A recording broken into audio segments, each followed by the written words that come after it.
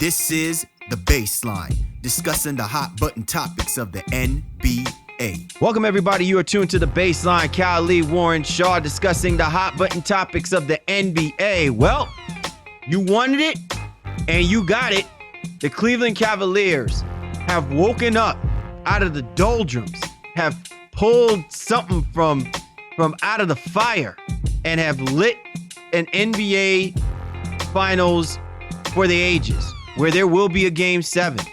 And the big question is now being asked. Are the Cleveland Cavaliers really that good? Or are the Golden State Warriors doing their best job of making this absolutely the most dramatic NBA Finals in NBA history? We got a lot of things to get into, obviously, regarding Game 6. We got a whole lot more to even discuss on how it will afflict in our perspective and what we may even be thinking about with regards to Game 7. And you know I got to do it with my right-hand man, 50 grand NBA aficionado, Don Mad contributor, writer for one of the illest websites, www.shawsports.net, Big Kahuna and PNC, my brother from another mother, Mr. Warren Shaw. Shaw, your Skype emoji pretty much says it all, but I think you need to let our listeners know how you truly feel about what just took place, man. I got one word or one name. LeBron James. That's what I have to say about the NBA Finals in Game 6. That guy is effing amazing.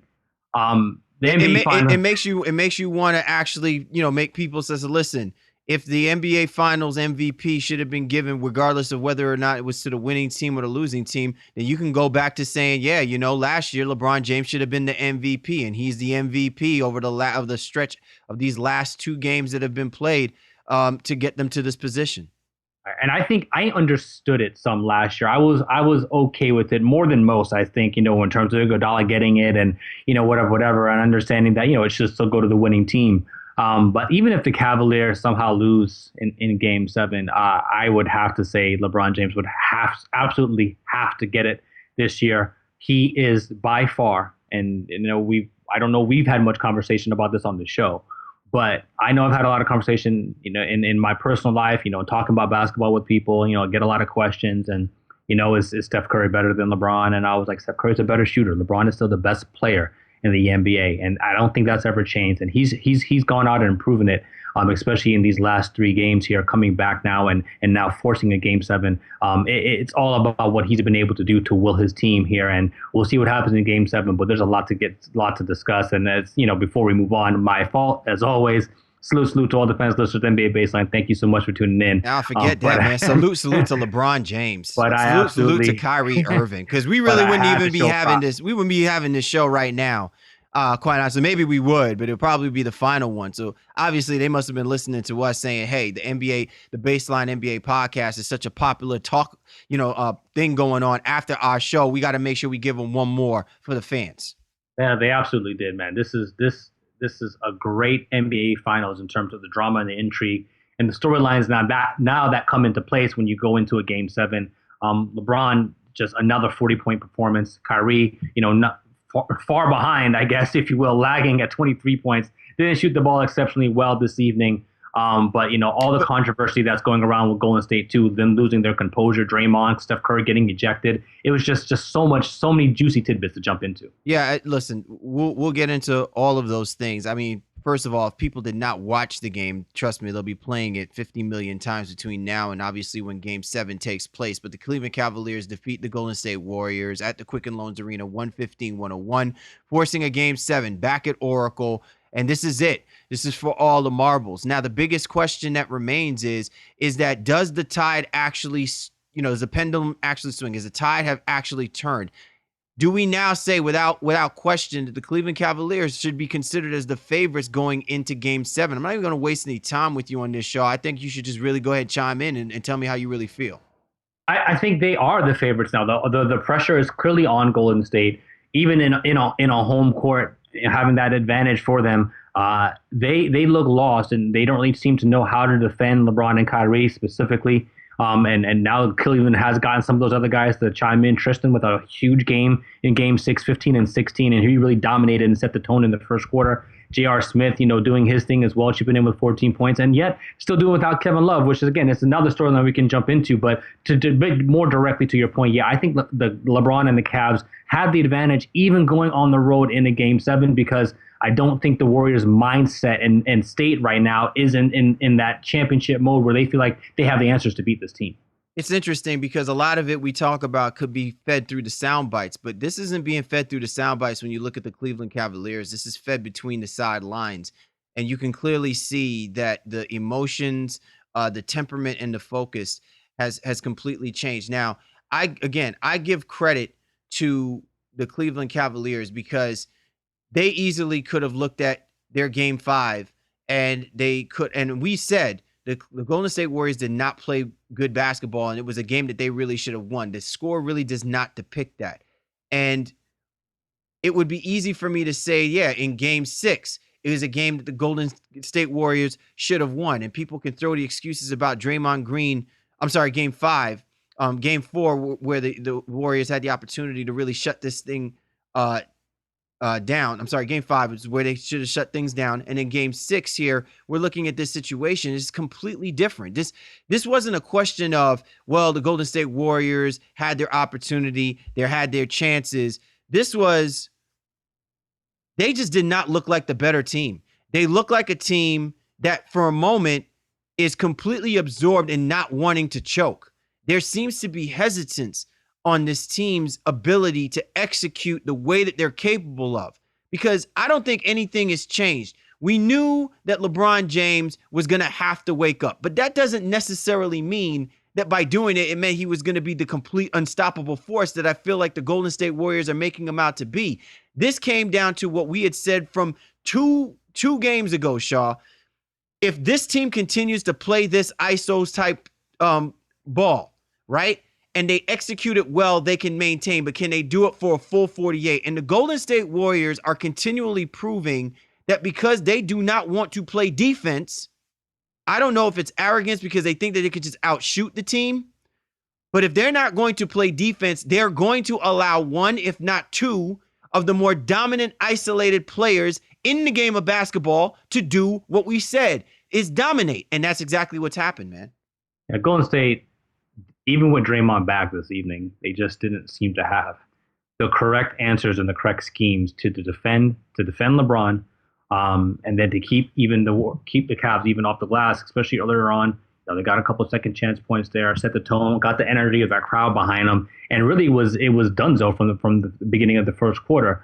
I think Van Gundy and Mark Jackson on the telecast, they alluded to Bogut not being there to start the game, and that kind of affecting. Bogut has been some of their stuff. Bogut has been relevant in maybe 15 minutes of the whole NBA series, and it was in spurts where the defensive effort is there. And if you're going to lean on Andrew Bogut to be quote unquote your juxtaposed anchor defensively, then this Warriors team has no business winning the NBA Finals. He's definitely a man in the middle, but he doesn't block out Tristan Thompson. He's actually a detriment to the style of offense that the Warriors want to play. So Steve Kerr has to make a choice. He either knows that he has to go big to stymie and slow the game down, or he needs to go small in order to speed the game up and cater to the offensive weaponry that he has with Klay Thompson, Steph Curry, and Draymond Green. Well, I agree and I disagree at the same time. I mean, I understand with the Bogut thing, and he's not the difference maker in this game, but it's one of those things that it puts people out of their normal rotations, et cetera, and I get all that. I'm not giving a lot of credence to the Bogut angle per se, but I understand what they were trying to come from. But I think really at this point, Golden State can play the defense in terms of the personnel that they want to play. They just got to find a better way of doing it.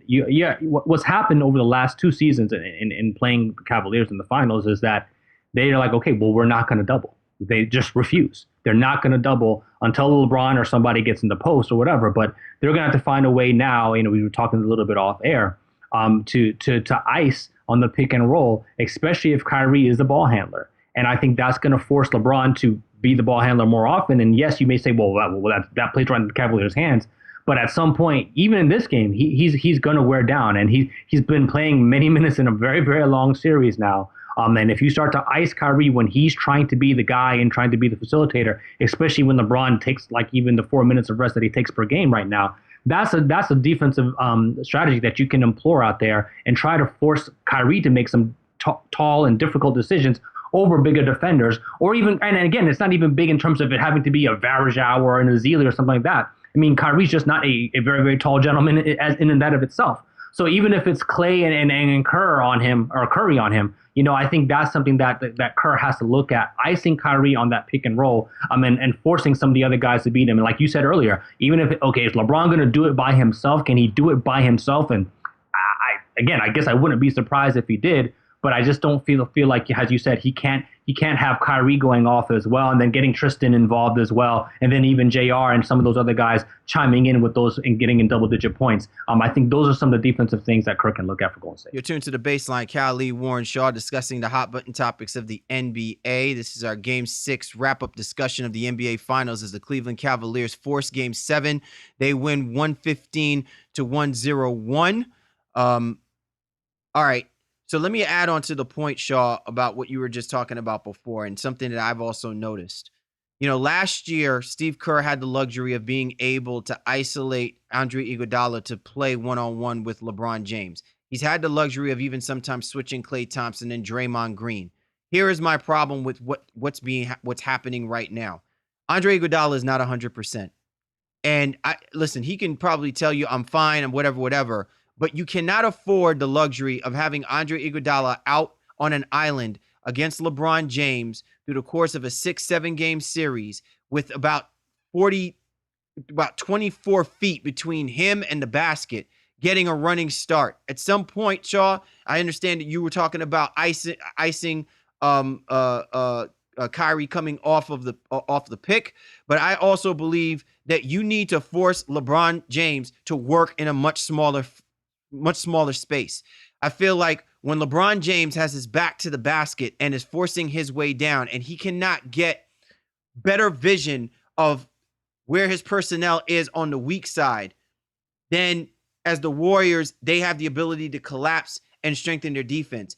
I've seen way too many plays through the course of this game, and maybe you can credit Tyronn Lue for executing an offense that allows that much spacing. But if you're the Warriors and you've been the better team defensively throughout the course of the year, throughout most of the playoffs, and even up to this particular point, you should be able to recognize your spacing of where you are and where your help defense should be coming from. And if LeBron James is starting from the half court, working his way in, that is way too far out. And we've seen that numerous times. And again, this is attention to detail. It can't be that Steve Kerr has not mentioned this to these guys over and over again. I don't know if it's just, again, outright arrogance by the Golden State Warriors or just lack of recognition because they're caught in the moment of recognizing they could actually choke away this NBA Finals, which is right within their grasp. Well, I think that's a great point in terms of maybe a little bit of arrogance. Listen, the Warriors, they're a championship level team, and they have to have a certain level of arrogance and swag about them. But I do feel like even Kerr, to some degree, might be getting too comfortable and saying, okay, well, here's what's worked in the past. This is how we've stopped them. This is what we've done. And that's just not what's happening in these last couple of games. Cleveland has found a way to combat what the Warriors usually do defensively. And now with bodies falling and guys ailing as the series continues to drag and wage on, Bo gets out for the rest of the series. As you just mentioned, Iguodala now his back is flaring up. And Klay Thompson is being forced to try to guard Kyrie and LeBron at times one-on-one. And he does an acceptable job. He's playing good defense, but those guys are elite level offensive players, and they're just going to score on you sometimes, and that's just what's going to happen. And I agree with you 100%. Kerr is a little bit at fault here for not trying to change up the defensive schemes when he realizes that it's just clearly not working anymore. Shaw, I sit here and we can, I know a lot of people, they want to look at the numbers, they want to break down the semantics. We're just looking at what we're seeing as it happens on the court and execution and demeanor and, the aftermath of the things. Let's just keep it 100. Like you said before, Warriors and the Cavaliers, they do not like each other. And whatever happens come this Game 7, I think is going to be a testament of what may actually be said about how each team truly feels about each other through the course of the next 3-4 years. And probably, if anything, it says a lot to me about Kyrie Irving and how I think now it's starting to click in. I think it's now starting to click in on where he sees himself and where I think he wants to project himself.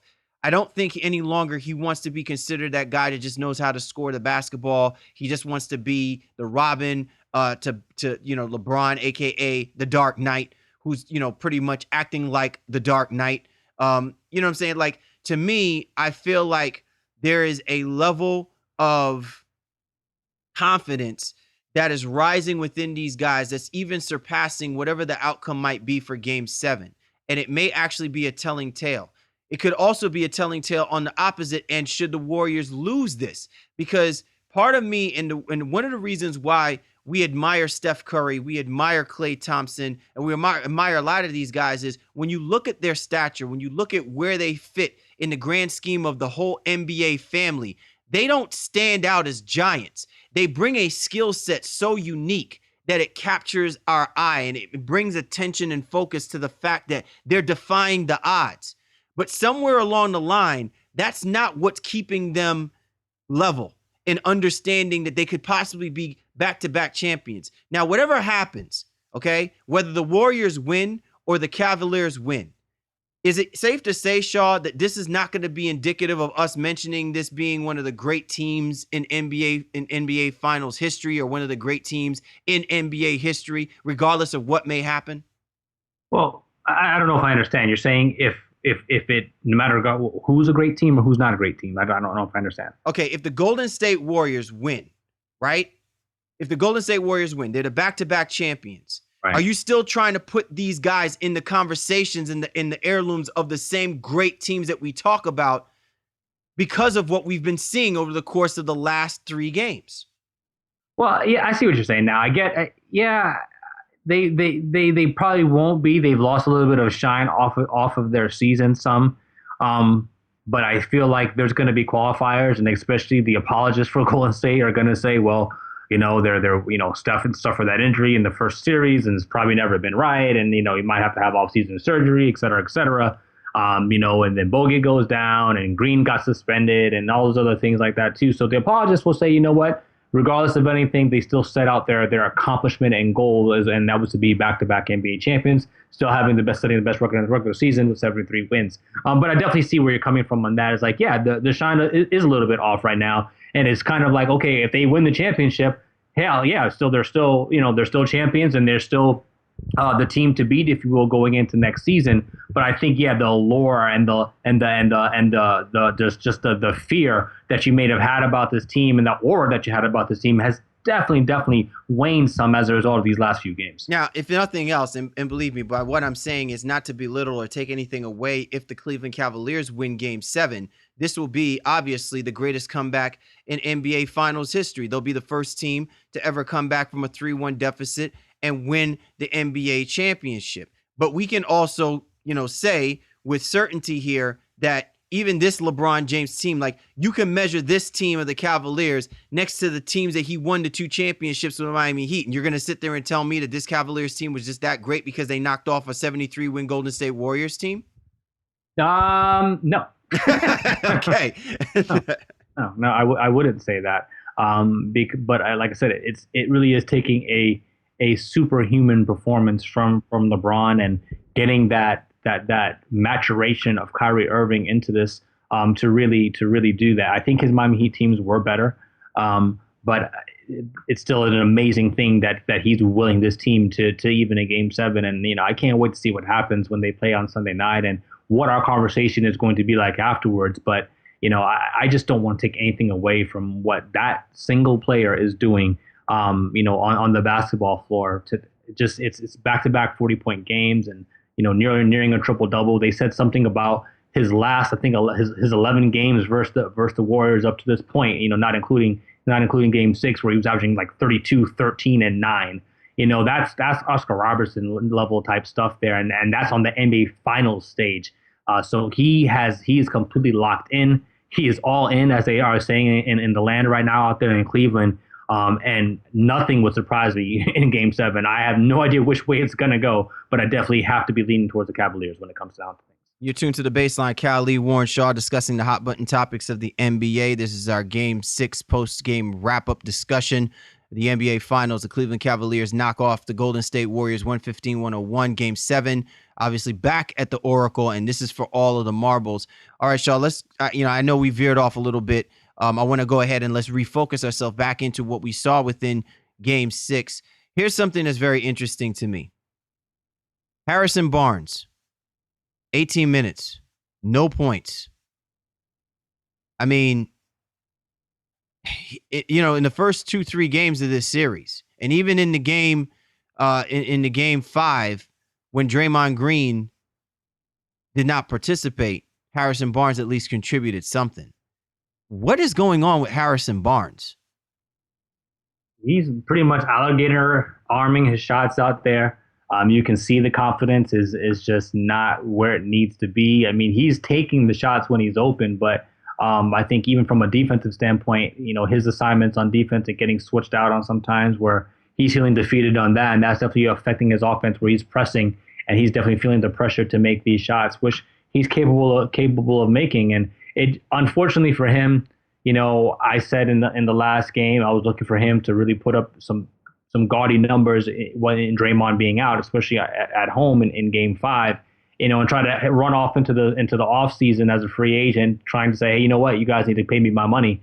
And now I think he's definitely hurt his stock a little bit and his value a little bit as a result of not being able to perform in this. And it just goes to show you, as you just mentioned, Steph and Clay, those two guys still got theirs, weren't terribly efficient, but they were able to get some points up. But very, very little offense from anywhere else outside of the Splash Brothers tonight. And that's a problem. Shout out to Leandro Barbosa, who was out there like, what's the problem? But it seems like a long time in this NBA Finals since Harrison Barnes has been a factor, and they sorely missing his offense, especially with Iguodala ailing too and not being able to give them much offensively. Do you think it would help the Warriors if Harrison Barnes took on the assignment of guarding Kyrie Irving to begin with? Well, I don't know if it helps them. I mean, it's a bigger body, but he doesn't have the lateral movement to do that, and that probably hurts them in the long run. But I don't think, but I don't think penetrating and making the defense have to rotate. Well, I'm completely fine about that, but then you have to choose on who you're trying to rotate with, right? Here's my point. Andre Iguodala logged in 30 minutes. They made him the starter. I think Steve Kerr is doing Iguodala, and I think he's doing the Warriors a disservice by having to start Andre Iguodala. If you're telling me you're starting him for the sake of guarding LeBron James, I don't like it, because I feel like Andre Iguodala is the equalizer. You bring him in off the bench, and he begins to wear on whoever it is that LeBron James is not only playing with, but also forces Tyronn Lue to add rotations that's going to add versatility. When you put him in as a starter and you're still allowing guys like Kyrie Irving and LeBron James to get off, it basically neutralizes the effectiveness of Andre Iguodala, which is part of the reason why I'm saying, you figure out a way to have Iguodala come off of the bench. I don't care if you start Sean Livingston. I don't care if you start the game off with Zealy, Spates. Listen, you know what? You started Brandon Rush when you had certain players from Golden State unable to. I think there was a stretch. I think Harrison Barnes was injured, and I think Iguodala was injured, and so Brandon Rush had come in. And I think even when not Draymond Green, but Andrew Bogut was injured, that they started Brandon Rush. Brandon Rush, to me, he has length.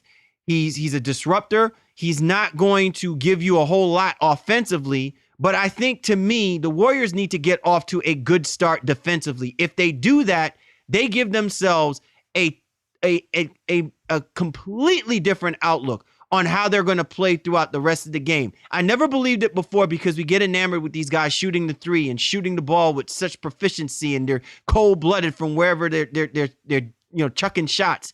But Draymond Green is absolutely correct. If this team is not on point defensively, if you're going to allow the Cleveland Cavaliers to drop 59 points in a half, the Warriors are not giving themselves a chance to win the basketball game. Yeah, I mean, it's tough. I think that's where it goes back to even the earlier question of whether or not, how much they miss Bogut in terms of just being able to keep some of your rotations correct and your defensive assignments correct. Can't cry for spilled milk. He's not coming back. He's out for the rest of the series. That is what it is. So, yeah, the question is now, what does give Golden State their best chance to start off to a defensive level that they're acceptable with, that they're happy with? And it's weird because, again, it goes back to even something else we were talking about earlier. Iguodala was inserted to the starting lineup last year, And that really was the game-changing move for them by benching Bogut. And now he's there, and now he's hurt, and he's starting to break down. And I don't know that there's a better defender on their roster that they can start with per se. I mean, because he's pretty much it. Clay's obviously creeping up on Iguodala type level, and then obviously giving him the offense on that side too. But I don't know if there's anybody on that bench that they can start with. But the question will be whether or not they go back big now, and as you say, maybe start in Ezeli, maybe they start a Varejao. I don't know if they'll continue to go small, and if they go back to the old days, if they start rushing Barnes out there at the 3 and 4 and leave Green at the center. Kerr has to really figure out a lot of ways, different ways to be effective defensively, but at the same time not lose the offense, because their offense hasn't been crisp. It hasn't been efficient. They only shot 40% this evening, and again, Steph and Clay, they weren't efficient themselves, 8 of 20 and 9 of 21 respectively.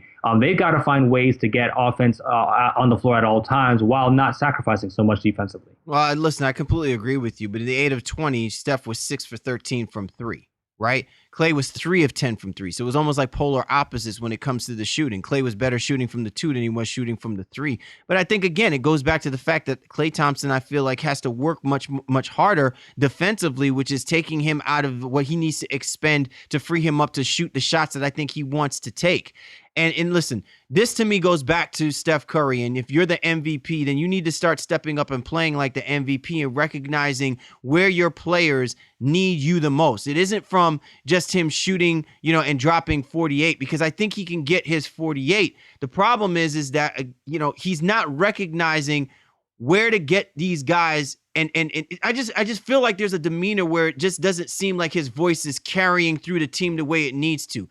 When you see LeBron James and the way that he's carrying himself through the rest of the team, if he gets upset, people look at it as, well, LeBron's acting up. No, he's getting upset because he knows his players can play better. He knows that they need to play better because there's no room for errors. There's no room to be laxed, because that game could be their very last game. And maybe playing with that kind of desperation makes it easy for LeBron to be LeBron, to act like LeBron. And now that he feels and gains the confidence of knowing that they've been able to already win 2 straight, why not feel like you're the better, the better guy. You're the best guy. You're the one who instigated this. You're the one who agitated this. But people consider it madness. I consider it, this is exactly what you're supposed to do when you are the gamesman. He is the Triple H of the NBA right now. He's playing the game, okay? And we can sit here and look at all of the babyface guys and say, oh, they should still have the title. It's not fair.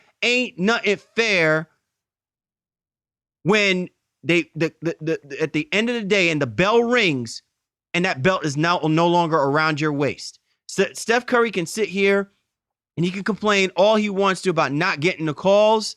At some particular point, you need to be the initiator. You need to be the aggressor. You cannot continue to play the nice guy when you know how they're trying to play you, how they're trying to push you. You have to find a way to combat that. And I'm not seeing that. I'm not seeing that fight. Now, the ejection, to a lot of people are looking at it and saying, oh, he's sulking, he's crying, he's babying. Maybe this is the first time we're actually seeing an angry Steph Curry who actually gives a damn, who actually realizes and recognizes it. And maybe he may channel himself to play better in this game 7. But all I know is right now, LeBron James is the Triple H of the NBA. I think that's very well said. And when he blocked Curry and just gave him that mean, that wicked, that evil side eye, like bruh, like that was everything. And that's exactly the gamesmanship that you're talking about right now. They've had a couple run-ins through these NBA finals, but I think that was the epitome, of what we're looking for. I'm seeing all kinds of memes out there roasting Curry from that specific incident in that itself. And you know what? Maybe you're right. Maybe that ejection is going to be the fire that lights him and ignites him to an epic performance in Game 7, where we see those two guys really going at it. Have we not seen this already in the NBA playoffs, Shaw, when players have that moment where they hit rock bottom? We've seen it with Kyle Lowry. We've seen it with Kevin Durant. It's because of what happened to Kevin Durant in the NBA finals. Not saying finals, in the playoffs against the Golden State Warriors, where we kept saying that the Durant needs to be the Durantula. Russell Westbrook, when these guys are getting blown out by 30 points and everyone's just basically saying the Thunder have no shot at beating the Golden State Warriors, and then they run off their wins, and they're basically one game away, and then you virtually say, well, this is about as low as it could possibly be for the Golden State Warriors, because we're saying, oh, what an upset it would be for them to get this far and then to fall short, and then we're talking about how great the Oklahoma City Thunder is, and if they get through the Warriors, that they should be able to win themselves an NBA Finals. Maybe that wasn't rock bottom for them. Maybe this actually is rock bottom for the Golden State Warriors, because I don't think there's any greater embarrassment to them right now than knowing people can sit here and say it was validated that LeBron didn't have Kyrie Irving, and that robbed them of an opportunity to possibly be back-to-back champions, rather than us talking about the greatness of the Golden State Warriors and them being back-to-back champions. Yeah, maybe you're right. That is very, very valid, I think, to me, because they could be. I don't think there just couldn't possibly have been a team that was up or was down 3-1 in a series, came back to win that series, and then was up 3-1 in the following series, and came back to lose that series. Like that would just be amazing to see. I think if and amazingly bad if you're the Golden State Warriors to have come this far, and as you said, to not reach your end game and your goal for the NBA season. And I am concerned about this team and this roster, and we will have to wonder what they need to do. It's funny now, we don't want to write them off just yet, because they could very well come out with an epic performance in Game 7. But does Kerr and Bob Myers, if you will, now say, okay, we really do need to get some front court help, no matter what happens, even if they are, they pull it off. I think that's something that they are going to have to address in this off season. But it is nice to see them with their backs against the wall, if you will. And, I do feel like they are a little cocky at times, and, they not necessarily entitled, but, they're not, and they say that they even had it easy. They've worked very hard to what they got, but, sometimes the game does come easy to them, and they forget, the work that they have put in and that they need to put in to continue to be elite. And I'll be looking for an epic, historic performance from Steph Curry, specifically the MVP, to go out here and answer the calls, of everybody out there who's now chastising him, and now he's getting the criticism that he rightfully deserves, even though he had 30 points, on 8 of 20 shooting, if you will. He only had 1 assist, 2 rebounds, wasn't really effective elsewhere, and was being run through the mill defensively. And Shaw, that is my point. That is my point. We talked about this with reference to LeBron James, so it's only right that we do this now when we talk about Steph Curry. Steph Curry is most dangerous when he is contributing in every facet of the game, even in the things that we don't normally talk about, because we talk about how Steph Curry is a liability defensively. He can't really play guys one-on-one. He doesn't always guard the best guards, whatever. I don't want to hear all of that. Steph Curry, we try to make these comparisons of Steph Curry as your modern day Steve Nash, blah, blah, blah, blah, blah. Steph Curry is Steph Curry, okay? He is a great NBA player. He will be great. He's going to do great things. And I think that as long as he stays healthy, he'll continue to improve and do great things. We do that with Russell Westbrook. We did that some time ago with Chris Paul. And there's a reason why these guys maintain their high level of play and why they're always in the discussion as being top 10 NBA players, okay? But with that being said, this performance tonight is indicative of somebody that I think is, like, to your point, listening too much to the chirping outside instead of looking in what's within. Because what the Warriors needed tonight was the Steph Curry that they had gotten in Game 4, not what they got tonight. If you looked at the 38 and the 30 that he dropped tonight, the shooting effort, you can make the argument was somewhat there, but lack of aggression to the rim. Poor shot selection choices during certain runs where the Warriors are inching themselves within striking distance. Costly turnovers in moments where they have opportunities for easy transition buckets. This type of Steph Curry is a detriment to a basketball team, because if you're not going to put forth the effort defensively, that means offensively everything that you do has to be flawless, because it's going to be a shootout. Now, I'm not saying that the Warriors are not capable of winning shootouts. But what I'm saying is they're not helping themselves by having to expend so much energy trying to cut down from a 21, 25, 26-point deficit.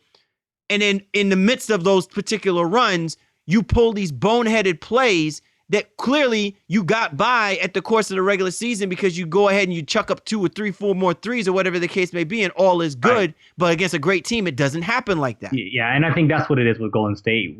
I said it. I think I tweeted it, throughout the game. It's like you don't realize how many, for lack of a better phrase, to borrow a phrase from another sport, how many home run swings they take on a regular basis. Yep. Bad shots, bad passes, and things that you shouldn't do, and you always hear the telecaster say, that's not a good shot for your guy, but that's a great shot for Curry, or that's a great shot for Clay. And it's all great when it's going in. But it's an adverse version of hero ball. It really is. It really is. And and it's just not coming into play for them. And it makes you wonder, okay, have they gotten so far ahead of themselves, if you will, that they don't know how to play regular basketball anymore? Move the basketball, look for the best shot, seek guys out, and they have the talent, they have the basketball IQ in essence to do so. But sometimes they just rely on, I'm watching Curry shooting some of these threes and some of these shots, and they went in. I was like, but then he shot one that was from 40 feet, and Curry even said, that took us out of our rhythm. We could have cut the game to a 5-point lead. They ended up going back and scoring, and that, the lead ended up getting back up to 10 or 11. You know what I mean? That happens so often with this team, and people, and even media types, they just don't really understand it until it's not working. They need to get back to basic basketball, I think, for Game 7, and not to say that they can't play their game per se. They can still shoot those threes, but it has to be within the real flow of winning basketball, not because you're down 15, 16. Well, F it. We're going to shoot a 30-footer and hope it goes in and hope that changes the tide. Right. And I think some of that they even rely on, especially even more so when they're at home, because they're looking to get that energy, that burst from the crowd to kind of fuel them a little bit. But I don't know, man. Something that's really, really got to happen if they have any chance of winning Game 7. I will admit, to one degree, I'm not going to get into the whole Ayesha Curry and all her tweets saying that the thing is rigged and all that. But some of those fouls were legitimately suspect on Curry, and I think that's why we saw him explode towards the end. But as you said, maybe that is the push that he needed. Just like how Klay Thompson and Mo Spates and even Ayesha Curry kind of goaded LeBron a couple games ago, after they were pining for the Draymond Green suspension. Maybe now this is a thing that ignites Curry. It's like, okay, you're going to call these BS fouls on me and we're forced to Game 7. All right, let's go. Let's knuckle up and see what we can do. Well, this is what it comes down to. You know what? You strip all of the rhetoric, you strip all of the gamesmanship, and this is what it's going to come down to. It's going to come down to who is going to make shots and who's going to prevent the other team from making shots. And I'm telling you right now, Shaw, this to me is going to go down in our generation. It's one of those games where if you're someone that follows basketball, or you're someone that's been watching how these guys have come of age and have come, and stepped to me, these are the type of games that really depict, and define who you are as a person and what you're going to be admired by amongst not just the NBA fans wide, but also your peers. I think, it's interesting. We don't ever get to talk about this, but we'll have plenty of time to do this in the off season, because I think a lot is going to be said about what may happen in Game 7. We're either going to be jeering LeBron James if he does not show up for this Game 7. We'll admire him and we'll say, inspired performance. But if this Cavaliers team still doesn't get it done, we're going to be saying, what happened? Are we going to really sit here and waste our time blaming Kevin Love? We knew what Kevin Love was coming into this situation. The only person that we can elevate and that we can basically maintain with some level of certainty that we're having expectations he's going to exceed is Kyrie Irving, right? And maybe Tristan Thompson. But everyone else are just little pawn pieces. At the end of the day, we'll be scrutinizing who really made this NBA Finals, Steph Curry or LeBron James. Because unequivocally, if neither one of these two guys' games are on, then the rest of everyone else on that chessboard falls to pieces. People come up, they shoot, they have some historic performances. J.R. Smith tonight, 14 points. Tristan Thompson, 15 and 16. And we're in awe. These guys helped and they contributed. But we ain't going to be talking about that stuff when it's all said and done. We're going to be talking about what did Steph Curry do to help his team win this championship. Not what Draymond Green did, not what Andre Iguodala did defensively. What did LeBron James do against the Golden State Warriors defense to help them win their first championship for that organization? That's what we're going to be looking at. That's what we're going to be depicting, not just this NBA Finals, but this generation of how we're looking at the NBA right now. And well, we should be. Listen, I think a lot of people want and demand that Curry and the Warriors themselves be held accountable for their play or lack thereof. When they're not playing well and being put on a pedestal, if you will. And we say it all the time. We say it all the time. You could be the flavor of the month for a little while, but at some point, your tear down is coming. And right now, the Warriors seem like that might be the case for them. Like, if they don't pull this out, Stephen Curry, Klay Thompson, Draymond Green, Steve Kerr, you all have to be held accountable. But it all does start with Curry, as you mentioned, as the MVP, as the unequivocal leader of that team and that roster. He has to perform and has to find his way to get his team to victory, especially Game 7 on your home floor in Oracle after being up 3-1 against a team that you've had success against. It has to get done. Otherwise, there's going to be some real questions. And let me add one last point, Shaw, before we focus our attention to maybe a couple more points, and then we'll close out with our predictions for Game 7. Let me point out something about what we were just talking about here. So you fans that are listening in and anyone else who's going to download and get this perspective of what we're trying to say here. All of this stuff that's been happening over the last 2 games with Draymond Green. Yeah, I understand. He's our emotional leader. That's what they say, on the microphone. That's what they'll tell the reporters. That's what you hear on the tweets. That's what you see being thrown up. That's what, the memes are being thrown out there and all this other type of stuff. People putting up those signs. All of that is well and good, but all of that is irrelevant. Draymond Green is not the leader of that basketball team. Steph Curry is. And Steph Curry has to recognize that. And if Draymond Green understands, I get it. For Draymond Green to be him, to be effective for that team, he's got to be emotional. He's got to be vocal. But this is now Game 7. They've never been at this stage before. The Oklahoma City Thunder finals, the Western Conference finals, that's what I'm saying? That's like pebbles in compared to the boulder of the weight of what's being put on this team's shoulders that they're going to have to succumb. That needs to be on Steph Curry. I'm not saying that it has to, but it needs to be. And if you're Steph Curry, you should basically be telling Draymond Green, I need you to chill for a moment. I need to say something here. My voice needs to be heard. I need you guys to be around me, rally around me. I'm taking you to the promised land. And it's not because he is the MVP. It's because Steph Curry is the best basketball player on that team.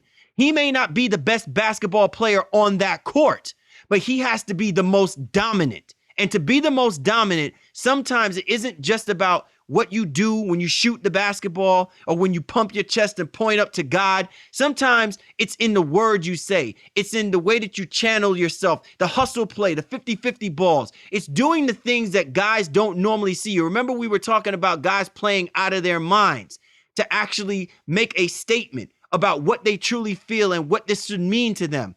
That's what we saw in LeBron James to get the Cavaliers and to inspire Kyrie Irving. I feel Kyrie Irving's performance inspired LeBron James more so. But this is what we needed from LeBron James for us to believe that the Cavaliers truly wanted it. We weren't going to get it from any of the role players. That's what the Warriors are going to need from Steph Curry. And it's not anything regarding Draymond, not any regarding the sound bites from Klay Thompson, and nothing else coming from anybody else on that basketball team. It has to come from Steph Curry. And that's what true leaders do. I think wasn't just the last recap we discussed that exact same thing, where LeBron is the unequivocal leader of that roster and of that team and in that organization. That he knows it's on him, and he's not looking for anybody else to take the blame. He knows he can't say or can't do certain things, and that in the locker room, he has to be the one that people look to and point to. Where we even saw going back to Game 1, where they were a little bit tentative. And I remember Kevin Love specifically, and maybe Love's a bad example to use, but he got the ball and was like, "No, man, no, you take it. You go real quick," because they want LeBron to lead them. They're looking for LeBron to lead them. And I think the Warriors now have to kind of say, you know what, Curry, Stephen, it's your time now. lead us to the promised land. What can we do to help? How can we make sure that we're open when, if you do get double and triple team, we'll be there to knock down the shots. But you have to play smart basketball. You have to penetrate. You have to get into the lane, and you have to knock down your shots. And you don't need to take those 40-footers. You know what I mean? You don't need to do that. Take your regular 3-point shot. That's just as money as any other shot out there. And I think if he does that, and if he is the vocal leader, as you're even alluding to in this, I mean, they won 73 games. They're still one game away from winning the NBA Finals. You have to put your trust in your best player, and it still is Stephen Curry. All right, Shaw. So let's go ahead and I know you've been, I know earlier before you were kind of egging at this, and we talked about this, the disappearance of Kevin Love. So where is the love? And look, I don't care if, there's not much to be discussed about this, but it does lend to the argument about what may happen with Kevin Love come this offseason if the Cleveland Cavaliers do not win this championship, do not pull off this epic comeback. What are we going to be talking about with regards to Kevin Love? And really, Shaw, what would you expect, or what can you expect to see from Kevin Love, and what he can try and do to help this Cavaliers team pull off this epic comeback? Well, clearly he's not involved offensively at all. Only 3 shots in 12 minutes this evening. He got to the free throw line some, so he was able to get on the block a little bit and get some of their guys and to commit some fouls or whatever. But I think it goes back to what we said last time. He's had 3 rebounds again. He's got to get on the glass. He needs to be very, very productive, when it comes to trying to rebound and keep the Warriors from getting their second chance points. And then he's a very good ball mover. He's a good passer. I don't think that's something that's left him. So he needs to be able to do that as well too. But I think statistically, we're not going to see a breakout game from Kevin Love. When it comes to the eye-popping box score numbers, I don't think he's capable of that in this series and just the way that it's been set up. But he is going to have to do some of the intangibles. And things that we can't maybe see in the box score, if you will. The things that you were alluding to the last time we were talking is okay. Is he playing defense? But I want to see those rebounding numbers be a little bit gaudy, if you will. And then, try to look at some of the analytical things to see how he's contributing. Do you think it matters, though, when you're getting rebound performances like what we're getting from Tristan Thompson? Well, I think if you're looking for Love to produce, again, it is, you can argue, well, what can you really do if he's only getting 12 minutes or whatever? And really, Shaw, if the Cavaliers are going to be shooting damn near 50%, where are the rebounds really going to come for Kevin Love to score? Well, not necessarily from an offensive standpoint. I think it's from the defensive I'm side. Just playing, though, but yes, yeah. He has to be doing something out there. To justify his minutes, if you will. But again, it just doesn't seem like it's a series where they're going to rely on him much. And I think the bigger question is, win or lose, is he somebody now who they have to continue to cultivate and indoctrinate into their roster, into their culture for what they want to do moving in the future? If it's like, okay, yeah, we need him for the regular season, and maybe for the first 2 or 3 playoff series, and when he gets to the finals, he's going to disappear or we're not going to use him. I don't know. How valuable is that to you? But I think because, again, he had a pretty more than acceptable regular season, if you will, and especially, doing damage while Kyrie Irving was out to begin the year. But I think there are going to be some hard questions that the Cavaliers and their fan base and their organization are going to have to answer regarding Kevin Love, win or lose in Game 7 on Sunday. And I really do feel like there are teams out there that still covet him, will still want him to and try to give him a chance and feel like, hey, he can be redeemed in their lineup and in their systems. And that could put the Cavaliers in a very good situation because he's still going to be coveted, and they could get back some nice, valuable assets that can fill out the roster from a defensive standpoint, get younger as well too. I think there's a very good, strong possibility, and I wasn't saying this before, but the more this series goes on, I don't know if he's going to be back in Cleveland in 2016, 2017. It would be a very realistic possibility, and if you are David Griffin, you would have to entertain that intently, that, despite what Kevin Love gave to you during the regular season, is he really that important of a piece for the Cavaliers and what they want to do moving forward, win or lose in this NBA Finals? I think that the wheels will already be in motion, Shaw, and I think, depending on the talent that's available out there and what he could probably get for them, it probably is a much better. It's much better for the Cavaliers to look to move him while the iron, quote unquote, is hot. And it's interesting. You want his stock to be really high, but maybe it's better that his stock is actually low, because for the money that you spent to re-sign him, you now give credence to the idea that he could be helpful for someone else. And as long as you've got LeBron and Kyrie Irving, you can always find that third person to supplement what Kevin Love was already giving you. You know what I'm saying? Yeah, Denver, Phoenix, Boston, those three teams, once the finals end on Sunday, win or lose, they're going to be burning down the phone lines in Cleveland saying, "Hey, what's good? What can we give you for Kevin Love?" And I think the Cavaliers will be wise to listen because he just doesn't seem to be fitting in one way or the other. All right, Shaw. So let's go ahead and have it out, man. Game 7. This is it. The Golden State Warriors had a 3-1 lead in this NBA Finals. They've basically they squandered away Game 5. They got obliterated in Game 6. The momentum clearly is on the side of the Cleveland Cavaliers. Are you buying the idea that the Cleveland Cavaliers can figure out a way to win Game 7 on the road at Oracle on Sunday? I think they could very well win. I have no doubt in my mind that they could win and be the NBA champions, and LeBron brings the championship back to the land. Everybody on Twitter complaining about the referees. Our girl Portia Coleman, even she got online and saying, "Oh, she's looking at the fouls, and it's like it just seems like it's rigged one way or the other."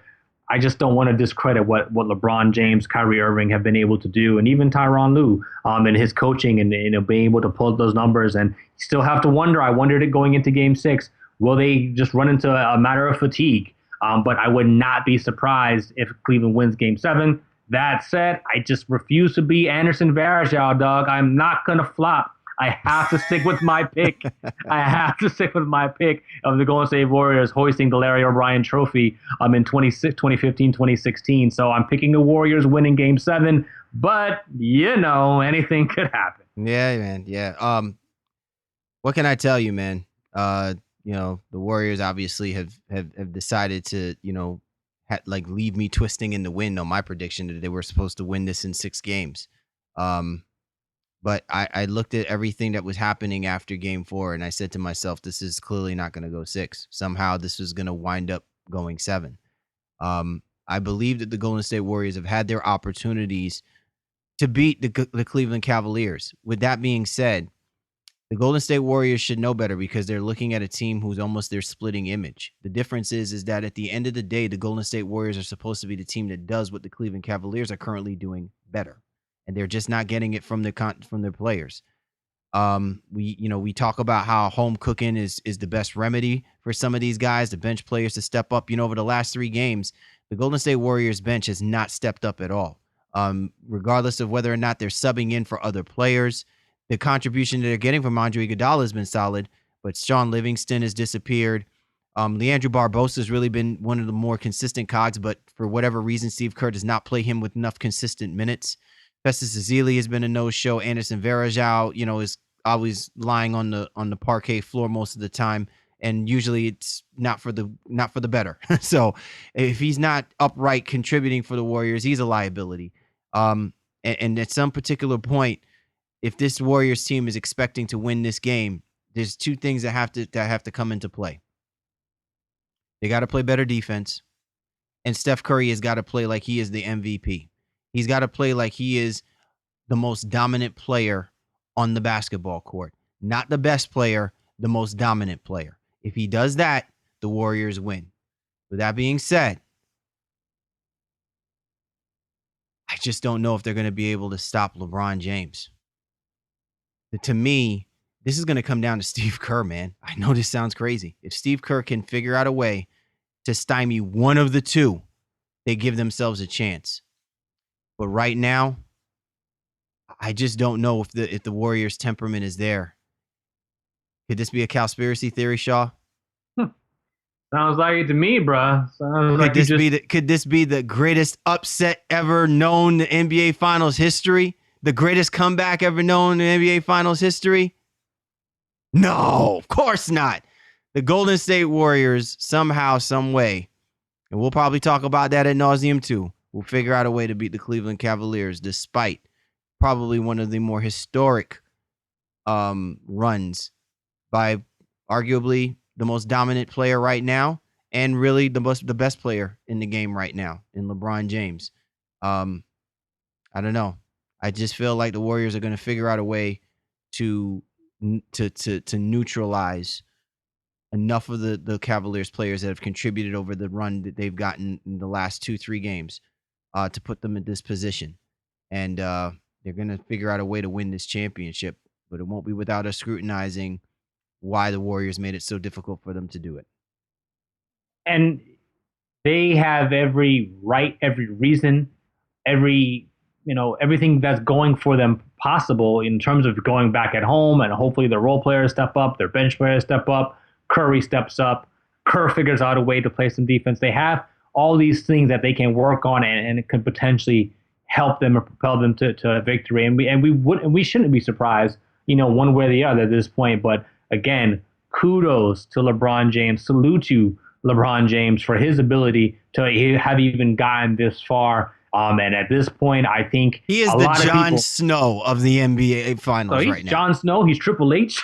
He's a superhero. I mean, he really is. And whatever happens, I think, as he said, he can live with the outcome, especially getting back this far. And even this is one of the rare times, and I wouldn't say this very lightly. Even if they were to lose, the Cavaliers, that is, I think LeBron has solidified his legacy once again. As one of the great and all-time talents in NBA history, and definitely of this era and of this generation. Win or lose, he has definitely acquitted himself once again. And I'm dumbfounded and amazed by his ability to will his team to Game 7. Yeah, man, it's a phenomenal effort, not just by LeBron James, but a phenomenal effort by this Cleveland Cavaliers team. And regardless, win or lose, whoever wins the title, everybody is won. Because really, this NBA Finals was pretty much dead. A week ago, we were not even considering the idea that this really should get to this point. And we can say what we want to say, but the teams have got to go out and they got to execute. And that's exactly what the Cleveland Cavaliers have done. The Golden State Warriors had left the door open, and the Cavaliers did what they needed to do in order to put themselves in this position. And look, I'm not telling you with absolute confidence that I believe that the Warriors are going to win this. I would love to leave the door open completely because in my mindset, the momentum and the confidence is way, way, way in the land right now. If there's ever a reason for fans in Cleveland to truly believe that they are capable of winning this championship tonight, they absolutely showed that. And they should feel good going into Game 7 that LeBron James will lead them to victory. And, it's just going to give us more fodder to talk about when this all said and done, if it does happen. At the same time, it'll still give us fodder to talk about if they don't make it happen. But either way, I'm just glad that we're just not going to be utterly disappointed by the fact that we're going to really see if both teams really want it that much. This game is going to dictate that. Well, and the only thing I'll say in closing definitely is, hey, it's more basketball. And that's definitely what we want out there for sure. It's interrupting my Game of Thrones night, the Battle of the Bastards. But we'll have to go ahead and catch that on a replay because this is definitely much more important as Game 7 of the NBA Finals and the final game of the NBA season. There will be four inglorious bastards playing on Father's Day. And definitely two of them will have an opportunity to be hosting a trophy, either for the first time for the land or be for the second time back-to-back years. So it's definitely worth watching. It's must-see TV, and it's much to be talked about like we do here on the Baseline NBA podcast. Be sure to catch my man Shaw at Shaw Sports NBA on the Twitter. You can get me at GameFaceLee, the show's Twitter handle, at NBA Baseline. We're available on iTunes, Stitcher Radio, Player FM, and Microsoft TuneIn. Also available on Google Music and on the Roku channel. Just look up Shaw Sports. My man Shaw has got the Baseline NBA podcast loaded up, locked and loaded. So we want you to download and discuss. We always encourage everyone to jump on board. Give us your thoughts. Give us your comments. Give us your feedback. And more importantly, give us your ratings. We would love to get more people jumping on the show to give us thoughts, comments, and ratings. Continue to boost us to allow us to be your go-to resource discussing all things in the NBA. So in this very, very, very extended but much needed discussion of the Game 6 wrap-up, the Cleveland Cavaliers defeat the Golden State Warriors 115-101. Game 7 will be Sunday, Father's Day, at the Oracle. It's all for the marbles. Can the Golden State Warriors become back-to-back champions, or can the Cleveland Cavaliers win their first NBA championship in its illustrious history? The drama lines have been set, and the story needs to be told. For the Baseline, Cal Lee, Warren Shaw, We appreciate you guys, and we'll catch up with you next time.